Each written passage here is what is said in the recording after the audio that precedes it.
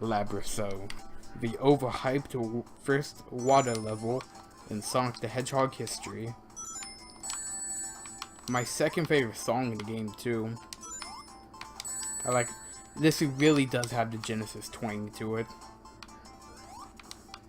So how does water levels work in a Sonic game? Well, it slows you down to your max speed is walking if you're on land, and every few seconds you gotta get an air bubble or get into air. Okay, get back on land, or you're going to drown. Fun fact: the reason why Sonic can drown is because there was actually a translation error where the people at Sega thought that hedgehogs couldn't swim, when in fact they are good swimmers. So they should have done some checking right there. So that's why Sonic can drown, okay? Like I said, the Labyrinth Zone isn't that bad. They just got spikes everywhere.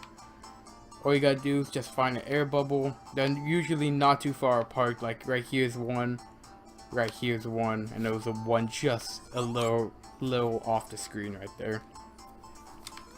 Not that hard. I mean, the boss fight of Eggman actually is pretty hard because you gotta chase them.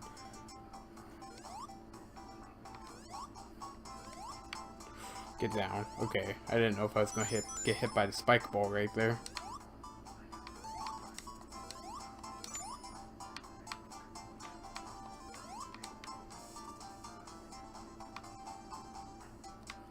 There's like a switch up here I got hit. Yeah, there we go.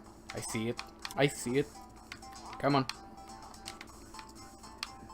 Come on. Oh, spikes and lag. Perfect.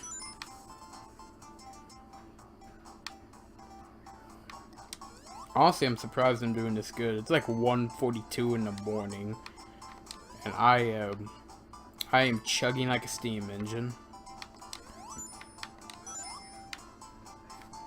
Let's get an air bubble. Can't be too. Yeah, I definitely need one. That countdown. If I ever managed to get to Labyrinth Zone when I was a kid, that countdown would probably terrify me. I don't think I have my old Genesis no more. I don't think it's in that box or anything. It actually wasn't my Genesis, it was my sister's.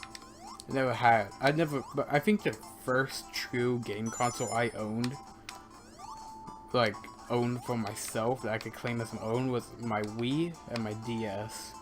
Okay, I never had, like, a Game Boy.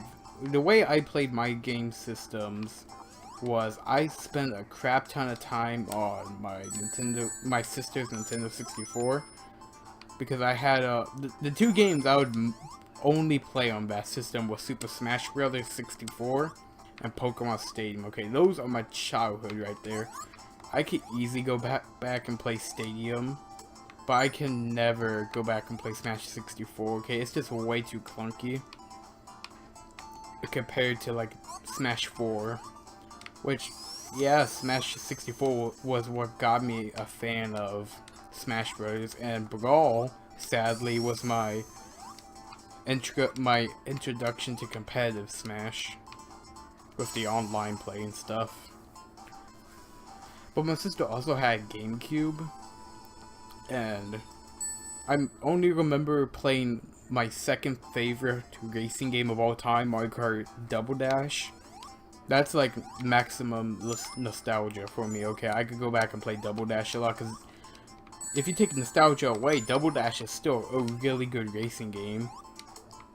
It was our first time in the Mario Kart series where you had, you know, different karts to choose from. It had the 2 character, 1 kart gimmick. It wasn't even a gimmick. It was a really good. I'm surprised Nintendo never, you know, brought that concept back. It had stuff like All Cup Tour. It had a lot. It had a lot going for it. If you could get it on GameCube, you can probably find it relatively cheap, and your Wii can play GameCube games if it's the white one. I highly recommend you go play it.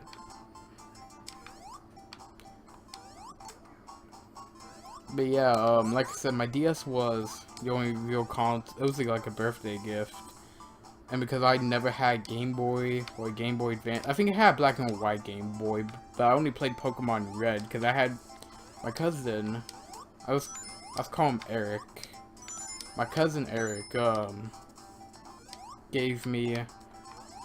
I think I was at my aunt's house one time, and he offered me a copy of Pokemon Red and a Game Boy transfer pack for the Nintendo 64, which I think Pokemon Stadium and Mario Tennis was the only games to actually utilize it.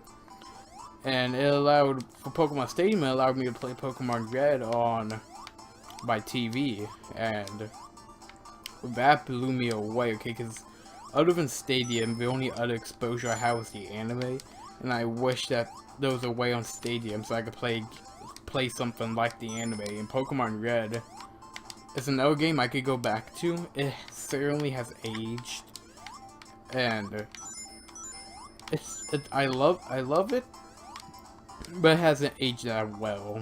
I mean, it's still playable and all that, but I mean, like, it was kind of broken mechanic-wise.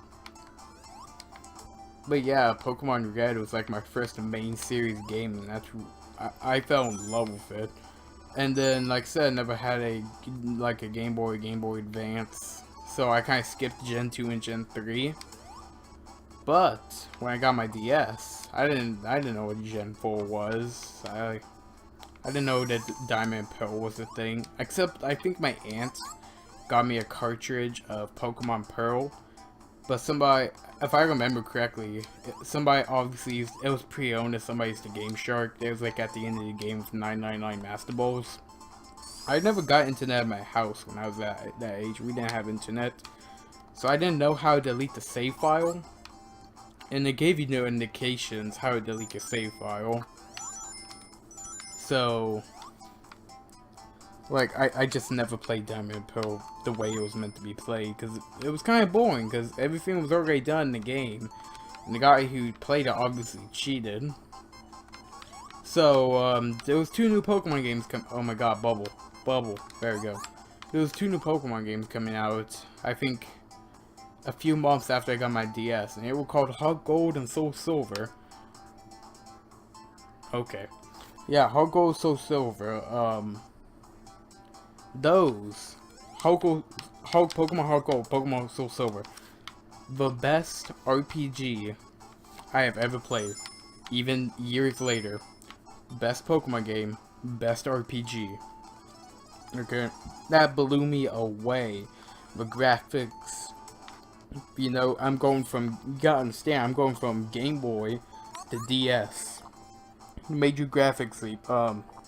New region, I never thought that was possible. I finally got to explore the Johto region from the anime, because I remember, I'm kind of a fan of the old school anime. You know, I kind of stopped watching around the Generation 5, like Black and White Best Wishes, because I really didn't think they hold it up. But, ooh, wait, what? The music kind of reset it. I guess the timer was happening. But you had the new region, you had so many new Pokemon. Chikorita, my favorite grass starter. Okay, I named it, I remember, I don't have my original cartridge, you know, because I was a young kid, I was trading stuff with other people to get new games and all that. I kind of regret that now. But I remember, I thought I named it Grassy, but I named it Gassy. Okay, and that Chikorita actually became a Meganium, and we were trading that. I was trading that around with my friends, like, you know, using DS's wireless trading, which that's another thing too. I never had anyone to actually battle and trade RPG Pokemon with, unless it was through Stadium. I had no way to do that, so I was like, being able to train up your Pokemon and stuff, that was really cool. So we actually traded around at Meganium for a long time. I think he got up to Black 2 or White 2. And then something happened. I think one of my friends had him on their cartridge. And he just lost it. I think he might delete a save file or something. But Gassy the Meganium lasted a long time, okay? He was like my OG. He was a starter that I got more connected to. Like Gassy, Gassy the Meganium. I can't believe I'm saying that, but I'm going to need to get fan art of that. Okay, I'm going to have to contact Dell and get Farty Meganium. But Gassy the Meganium was like the starter I got most attached to. Because I really never... Probably actually the Pokemon... I was at a young age, so I actually got attached to my Pokemon. The other Pokemon I guess I could say that I got really attracted... Why am I saying attracted? Attached to was my Gen 1 starter, Buddy the Bulbasaur. That's right. Another thing too, I never... Now, of course, I'm easily not going to have my original Pokemon Red cartridge. But when I first played Red, you know, my first RPG Pokemon, I got to nickname my Pokemon. I named my Bulbasaur Buddy.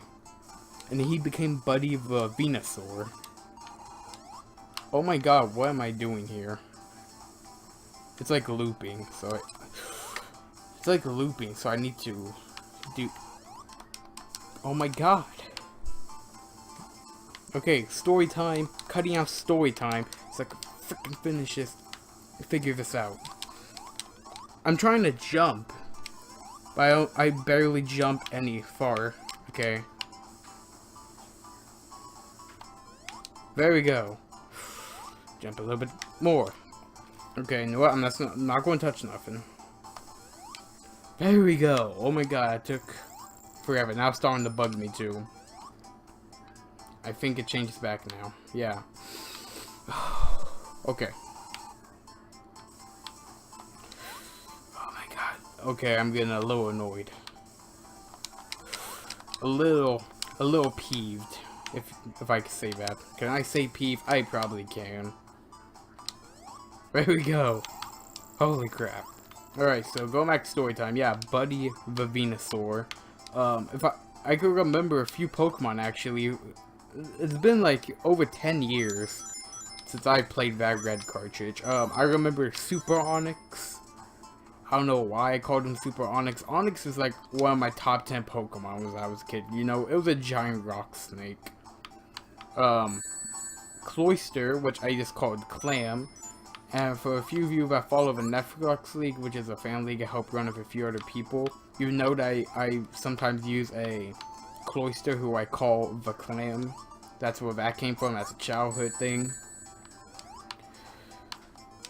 And I think, yeah, since I'm older, obviously, I'm not going to get that as magical experience with any video game. Like how I did when I was a kid. Like Kingdom Hearts, that really struck me when I was a kid. Okay, Kingdom Hearts 1, I honestly cried when Sora stabbed himself, alright, to become heartless. By the way, spoilers for Kingdom Hearts. But then again, that game's really old, so you guys might already knew the ending to that.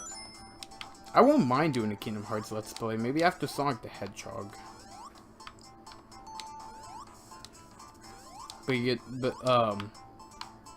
Yeah, if you guys got any experiences when you was a kid with like a game you used to play a lot when you were little, tell me in the comments.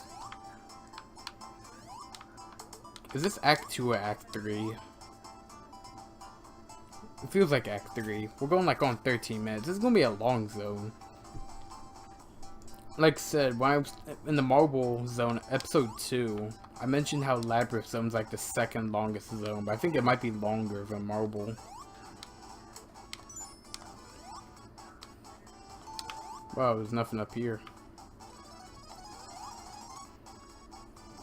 Now, if you guys want to talk about scary experiences when it came to gaming, just honestly, now don't you guys go laughing in the comments, but what scared me when I was little, I'm being real here, being real is serious, Jack, this is serious cyber.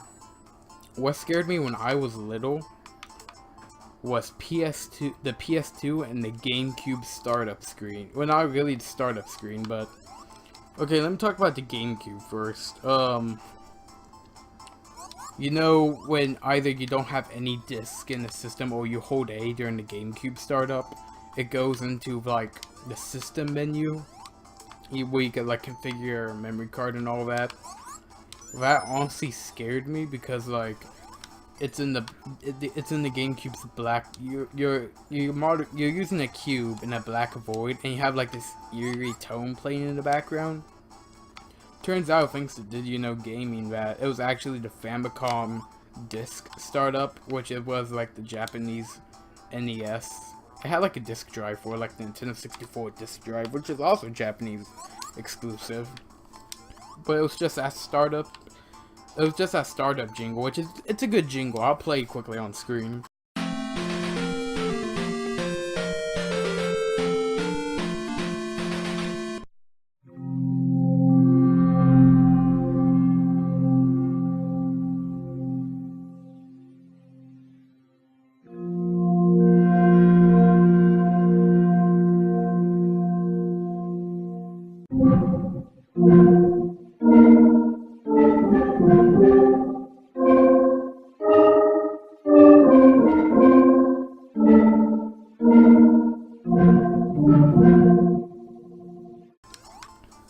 It was a good startup jingle, but it was just slowed down a lot. So that's why it gave it that eerie vibe.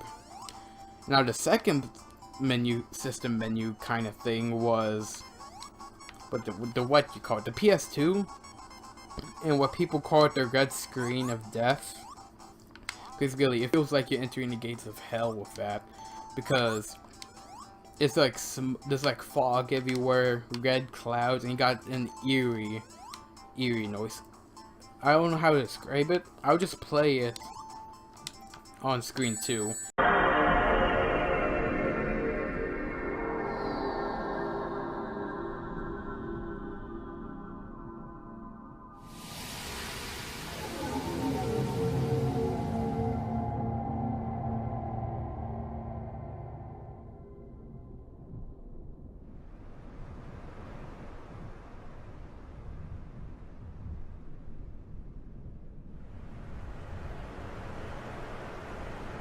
That legitimately gave me nightmares when I was a kid. Okay, I actually had nightmares where if something went wrong, I would just hear that PS2 noise in my head, okay, in my dreams, and it terrified me. So whenever there was a disc error, or I put in the wrong disc in the PS2, that legitimately terrified the crap out of me. It was like a ghost. In my old house, I actually used to think there was a ghost in the attic because my sister had it when I got her room when she like moved out to go to college.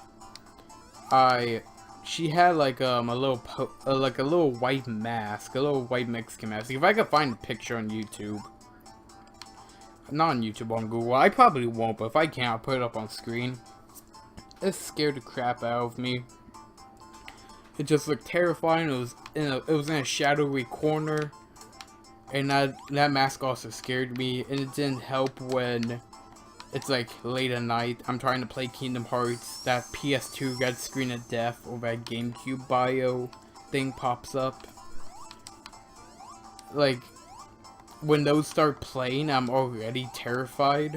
I look over and I see that mask. It just really gave me nightmares. And I legitimately told my parents to get that mask out of there. It terrified me. We obviously don't have it anymore. I think it was thrown away. It was thrown away to go haunt another child. What's with this guy? He's just not coming out? He's like a little cone. He's like, hey, buddy. I'm stuck. Can you help me? Oh, too bad for you, Mr. Pointy Nose. Are we done with... Oh my god, this is Act 3. Okay. Okay, actually, I saw Eggman right there and the music wasn't playing. I'm like, that actually startled me for a second. I died anyways. Yeah, like I said, the only hard part about Labyrinth Zone for me is the Eggman fight, because you gotta chase them upwards, and it can be hard. Plus, you got like no rings. I didn't see any rings down there. I have like 2 lives. I really don't want to die here.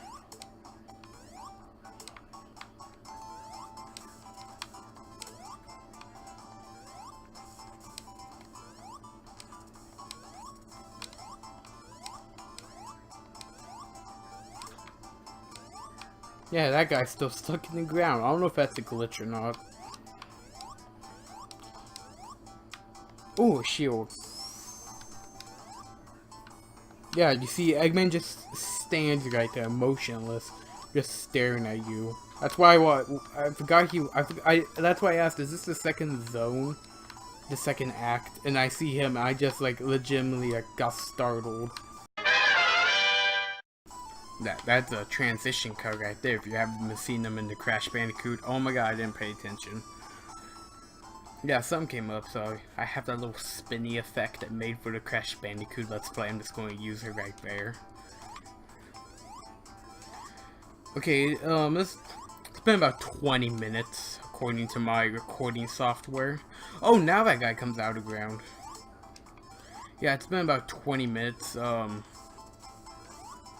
really want to get this zone done. I'm going to be, like, upset if I get a game over and I gotta do. I know I have to continue, but still. So yeah, I just want to get this zone done. It's 2 a.m. in the morning. I just want to go to bed.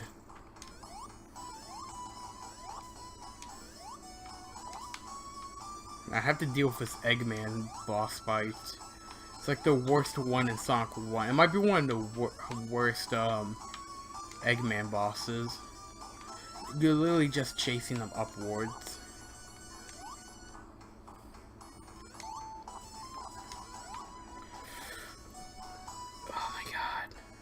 Well, looks like Labyrinth Zone is getting a part 2. Doesn't that make you feel good? Well, yep, Labyrinth Zone is definitely getting a part 2. So, if you guys enjoyed part 1, leave a like, subscribe. Labyrinth Zone is going to get a follow-up episode. It's only Act 3, but Act 3 took me like 7 minutes. So it's going to probably just get its own episode. Got nothing to say here, got nothing to end it out with. I'm just going to use my classic outro. I'm Cybershroom. Hope you have a good one.